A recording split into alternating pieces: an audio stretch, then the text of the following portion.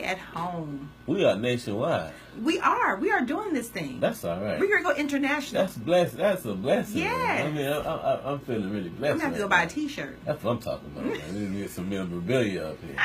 T-shirts and mugs and pins. Keychains, some lanyards. Yeah. That's all right, man. We're doing it. Dream come true. Well, hey, on to the legends this week, man. This is another guy you got me 2 weeks in a row. Yes. That I don't know anything about. Oh my gosh. So hey, teach me well. I shall.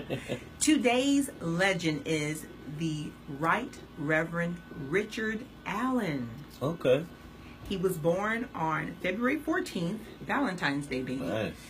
1760, and he died March 26, 1831.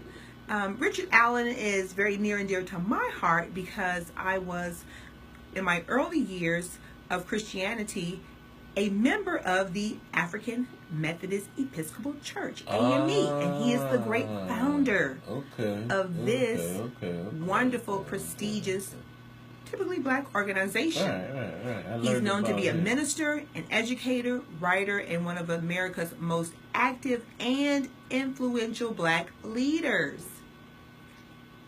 He founded the AME Church in 1794, which at that time was the first independent black denomination in the United States. He opened the first AME Church in 1794 right in Philadelphia, Pennsylvania. And it's just so awesome because we had to learn the stories of Richard Allen and how he and others, his wife and other friends who were freed men and women living in the North, and how they wanted to just go and worship and celebrate God, and how they were told to sit in the back if they were permitted in the church at all. Can you imagine that? You're free. That's you should amazing. be equal. Yeah. But then they told them to take back seats or they would put them out of the At church. least our spirits should be equal. Yes. Right? Our spirits ain't even. What? So the great Richard Allen founded the organization where freed blacks could worship without racial oppression and where slaves could find a message of dignity.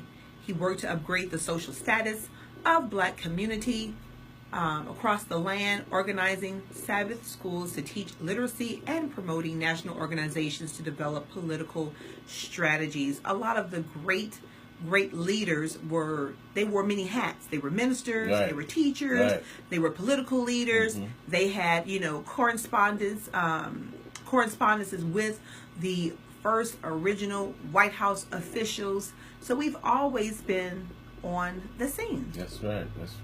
So hats off to the Right Reverend Richard Allen, to all of his descendants, and I'm happy that he took that step up to be a blessing to so many others who have come behind him to be a member of the AME Church. That's amazing, and that I really want to say, Richard Allen. Like I said, I didn't know anything about him before you said anything, but I do know the story of the AME Church. Yes. And this is something I really want to send a real dedicated shout out to my 11th grade African American history teacher, Mr. Billings, right there at JHS. Okay. Old white guy too, man. Awesome teachers.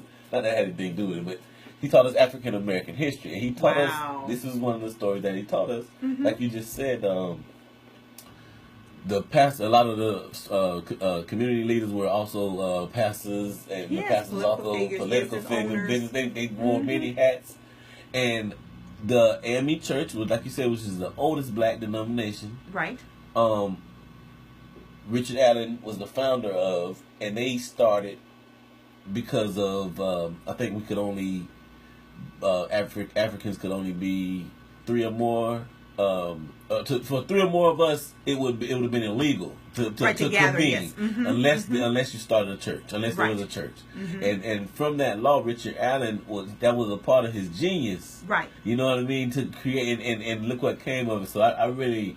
Like I said, I wasn't familiar with his name. I hadn't been in high school for about 15 years or something. Yeah. But I do remember my teacher teaching us about this, and I'm grateful for him. You know what I mean? And I'm grateful, for Richard Allen especially. I mean, it's just awesome to hear to hear where we come from, and you know what I mean. I always get excited about that. Yes, there are so many churches across, the land and around the world that are a part of the African Methodist Episcopal Organization. Right. There are colleges. Edward Waters, right in Jacksonville, is a part of the AME organization. Wow. So just think what would have happened if he did not take that step forward to step up to be a blessing to so many other people, and not just himself and his wife and the members who helped him to get it started.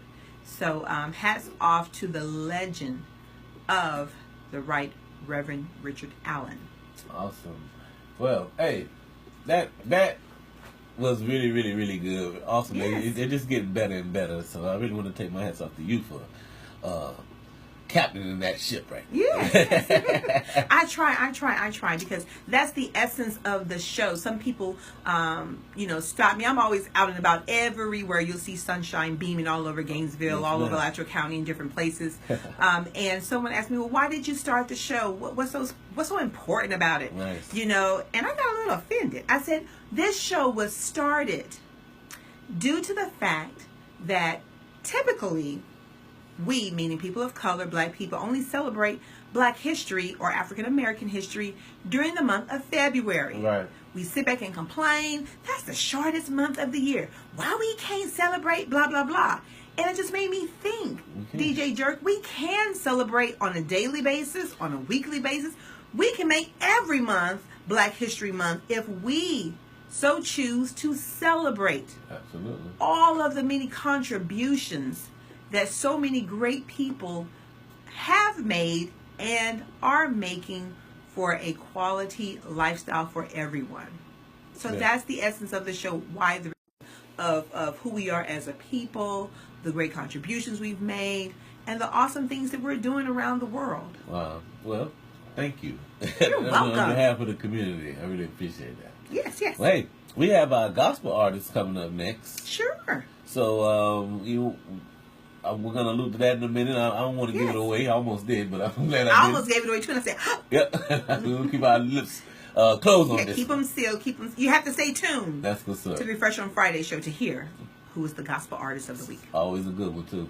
Hey, y'all, I'm going to man. Keep it locked right here. WMBT 90.1 FM The Beat. I got Anthony Hampton coming up, y'all, with the point of it all. So don't go nowhere, y'all. Keep it locked right here. WMBT 90.1 FM The Beat. The Refresh on Friday show. Got sunshine in the building, y'all. Yes. Don't go nowhere. Hi, Facebook. Thank you.